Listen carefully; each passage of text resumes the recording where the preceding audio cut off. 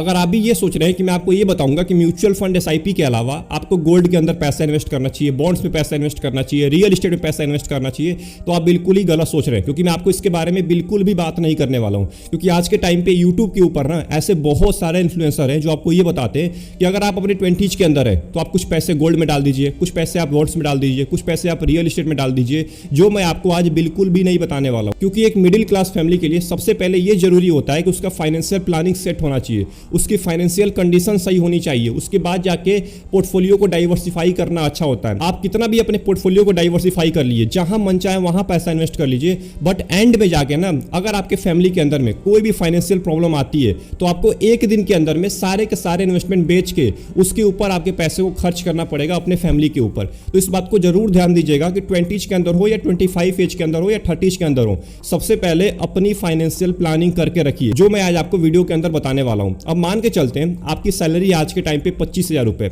आपने क्या किया कि 25,000 में से आपने 20,000 रुपए खर्च कर दिए और 5,000 रुपए को आपने इन्वेस्ट कर दिया म्यूचुअल फंड के अंदर। आपने ये बिल्कुल भी नहीं सोचा कि मेरी फैमिली का क्या होगा, मेरा खुद का क्या होगा, मेरे खुद के ना रहने पे मेरे फैमिली को कौन चलाएगा, उसका खर्चा कौन चलाएगा। आपका म्यूचुअल फंड एसआईपी तो नहीं चलाएगा ना, क्योंकि म्यूचुअल फंड एसआईपी भी आपके सैलरी से ही आ रही है। तो इस बात को जरूर ध्यान दीजिएगा, क्योंकि आज के टाइम पे लोग आपको यही बोलते हैं कि आप इन्वेस्ट करिए 20 साल तक, 40 साल तक आपका पैसा डबल हो जाएगा, ट्रिपल हो जाएगा। चलिए मान लेते हैं कि आपने इन्वेस्टमेंट करना स्टार्ट कर दिया अगले 20 साल के लिए, आपने ये भी सोच लिया कि मैं अगले 20 साल तक टिका रहूंगा म्यूचुअल फंड के अंदर, और आपने इन्वेस्टमेंट स्टार्ट कर दिया। अगले 5 साल तक आपने हर महीने एसआईपी किया। 5 साल के बाद क्या होता है कि आपकी फैमिली में किसी की तबीयत खराब होती है और इतना इमरजेंसी आ जाता है कि उसको हॉस्पिटल में भर्ती करना पड़ जाता है। उस टाइम पे क्या हुआ कि आपके पास पैसों की कमी हो गई और आपने अपने 5 साल के एसआईपी को भी बेच दिया केवल उसके मेडिकल बिल को भरने के लिए। तो चलिए फिर हम इस पूरे वीडियो के अंदर यही समझने की कोशिश करते हैं कि आपको म्यूचुअल फंड एसआईपी के अलावा पैसे और कहां पे रखने चाहिए अपने लिए और अपने फैमिली के लिए। अब मान के चलते हैं कि आपकी सैलरी है आज के टाइम पे 25,000 रुपए, आप अपने हिसाब से कंपेयर कर सकते हैं। अगर आपकी सैलरी कम है तो अपने खर्चे को भी कम कर दीजिए, मतलब आपको सीधा इससे कंपेयर करना है अपने सैलरी से। तो 25,000 रुपए आज की आपकी सैलरी है।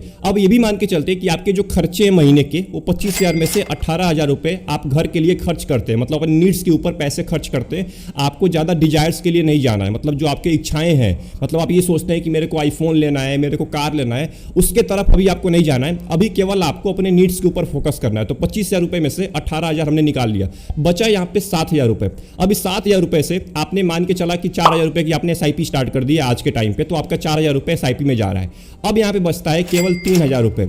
अब आपको इस 3,000 को ना अच्छे जगह पे खर्च करना है, अच्छे जगह पे लगाना है, क्योंकि अगर आपने इन 3,000 रुपए को फालतू जगह पे खर्च कर दिया तो कोई भी फायदा नहीं होने वाला है। क्योंकि आज के टाइम पे ऐसे बहुत सारे लोग हैं जो यहाँ पे सवाल करने वाले हैं, और इस वीडियो के नीचे भी बहुत सारे सवाल आने वाले हैं कि मेरी सैलरी है, मैं उसको जहां मन चाहे वहां खर्च करूं, अगर उसको मैं इन्वेस्ट नहीं कर पा रहा हूं तो कोई दिक्कत नहीं है, मैं उसको खर्च करूंगा, क्योंकि मेरे पास एक ही लाइफ है, मैं उसको जहां चाहूं वहां खर्च कर सकता हूं। अब देखिए, मैं आपको इसका सिंपल जवाब देने वाला हूं, ध्यान से सुनिएगा।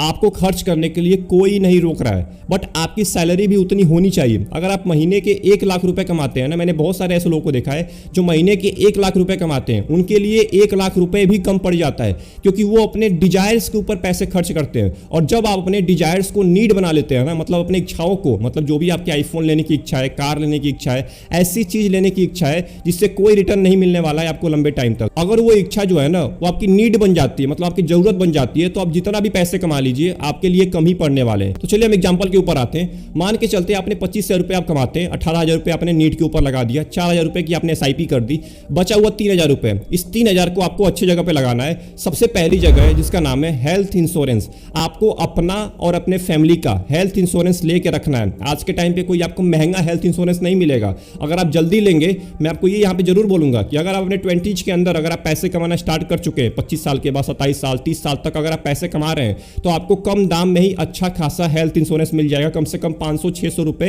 हर महीने के हिसाब से आपको एक अच्छा हेल्थ इंश्योरेंस मिल जाएगा। तो अपना और अपने फैमिली का हेल्थ इंश्योरेंस जरूर लीजिए, क्योंकि अगर फ्यूचर में जो आप 4,000 रुपए की एसआईपी कर रहे हैं, अगर उसको कंटिन्यू रखना है तो आपको हेल्थ इंश्योरेंस लेना आज के टाइम पे बहुत ज्यादा इंपॉर्टेंट है।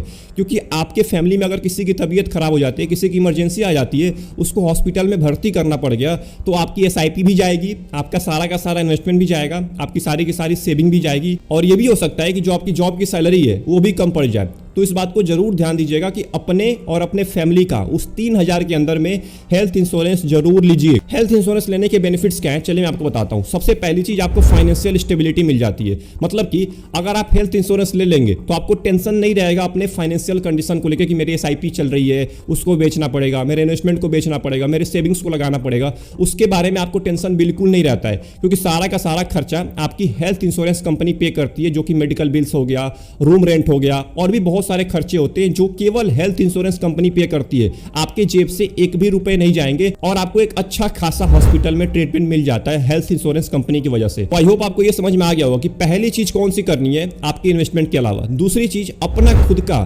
टर्म लाइफ इंश्योरेंस लेकर रखिए। अपना खुद का, मैं आपको अपने फैमिली का नहीं बोल रहा हूं, अपना खुद का टर्म लाइफ इंश्योरेंस लेकर रखिए। क्योंकि अगर आपको कुछ हो जाता है, अगर आप नहीं रहे इस दुनिया के अंदर में, तो जो आपकी फैमिली है ना, उसको इतना पैसा मिल जाए उस टर्म लाइफ इंश्योरेंस कंपनी के द्वारा कि वो अपने आगे के लाइफ को अच्छे से जी पाए। मतलब कि जो नीड्स होते हैं आपके फैमिली के, आप मान के चलिए आज आपको कुछ हो जाता है, आप एक अकेले सैलरी वाले पर्सन है अपने फैमिली के अंदर में, तो उसके बाद फैमिली को कौन चलाएगा? जो पैसे मिलेंगे वहां से, जितना का भी आपने टर्म लाइफ इंश्योरेंस लेकर रखा है, मान के चलिए आपने 1 करोड़ रुपए का टर्म लाइफ इंश्योरेंस लेकर रखा है, तो जो 1 करोड़ रुपए मिलेंगे आपके फैमिली को, आपकी फैमिली फ्यूचर जितनी भी उसकी लाइफ बची हुई है उसको अच्छे से वो बिता पाएगी, गुजार पाएगी। तो आई होप आपको ये समझ में आ गया हो कि उस 3000 अंदर में आपको अपना हेल्थ इंश्योरेंस लेना है, अपने फैमिली का हेल्थ इंश्योरेंस लेना है और टर्म लाइफ इंश्योरेंस लेना है अपना खुद का, क्योंकि आप एक अकेले सैलरी वाले पर्सन हैं। अब आते हैं इस वीडियो के आखिरी पॉइंट पे, जो कि बहुत ज्यादा इंपॉर्टेंट है, जो कि आपके लिए और आपके फैमिली के लिए भी बहुत ज्यादा इंपॉर्टेंट है, जिसका नाम है इमरजेंसी फंड। आपके पास इमरजेंसी फंड होना चाहिए, और मैं आपको ये बिल्कुल बोलूंगा कि ये अपने इन्वेस्टमेंट के पहले अगर आप बना लेते हैं तो बहुत अच्छी बात है।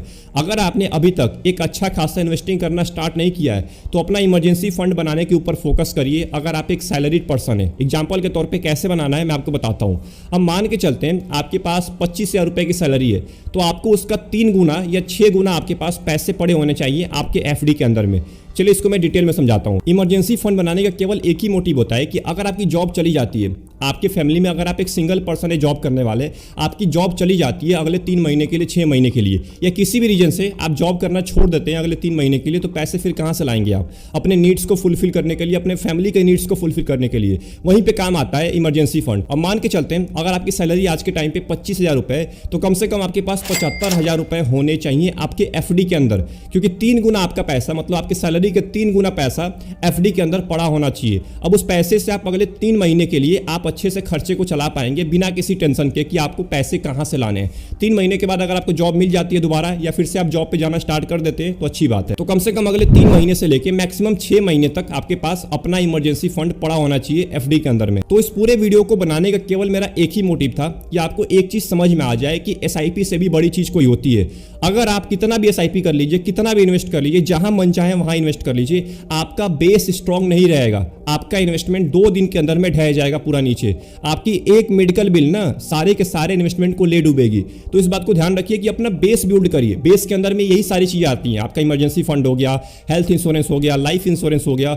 ये सारी चीजें लेने के बाद आप अपना इन्वेस्टमेंट के ऊपर ज्यादा फोकस करिए कि मैं अपने इन्वेस्टमेंट को कैसे बढ़ा सकूं।